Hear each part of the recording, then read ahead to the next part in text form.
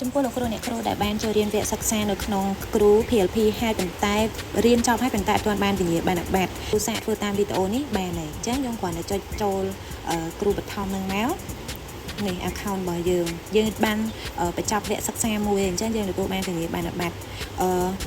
ពេលខ្លះយើងអត់ទាន់បានវិញ្ញាបនបត្រដោយសារយើងនៅអត់ទាន់បាន take គ្រប់ 100% ដល់ពេលយើង take 100% ហើយយើងអត់ទាន់បានចុចទៅទទួលវិញ្ញាបនបត្រហើយលោកគ្រូអ្នកគ្រូចុចត្រេ3ឡើងនេះ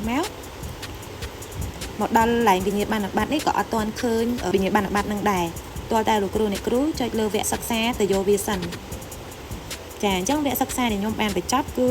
ប្រសិទ្ធភាពនៃការគ្រប់គ្រងថ្នាក់រៀនអញ្ចឹងលោកគ្រូអ្នកគ្រូចុចកន្លែងចូលរៀននេះសិនទៅរបស់យើងចុចកន្លែងត្រេ3មិញហ្នឹងនេះកន្លែងត្រេ3មាតិកាហ្នឹងនេះយើងបាន take គ្រប់ទាំងអស់ហើយយើងប្រកាសថាយើងបាន take គ្រប់ទាំងអស់ 100% បន្ទាប់មកលោកគ្រូអ្នកគ្រូយកអាកន្លែងចុងក្រោយគេនេះចាដើម្បីទៅទទួលវិញ្ញាបនបត្រនឹងសិនចុចលើនឹងមកចាអញ្ចឹងអានេះចុងក្រោយគេយើងភាគច្រើនអត់ទាន់បានចុចអាទទួលនេះទេពេលដែលយើងគ្រប់ 100% យើងចុចកន្លែងទទួលវិញ្ញាបនបត្រនឹងសិនចាចុចលើហ្នឹងហើយនេះគេអបអរសាទរយើងយើងបានហើយអញ្ចឹងយើងគ្រាន់តែចុចកន្លែង download ឡើងទាញយកវិញ្ញាបនបត្រនេះមកជា PDF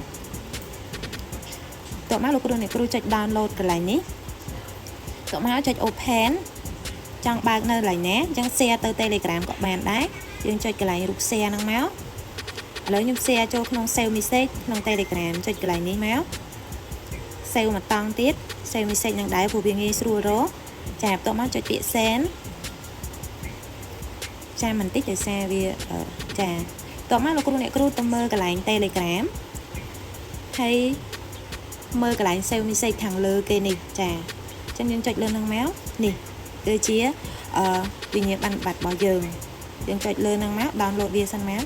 ចានេះហើយអញ្ចឹងលោកគ្រូអ្នកគ្រូចង់ screenshot ក៏បានឬក៏ចង់បដូរវាទៅ photo ក៏បានដើម្បីផុសក្នុង Facebook ចាអញ្ចឹងមានតែប៉ុណ្្នឹងទេអរគុណ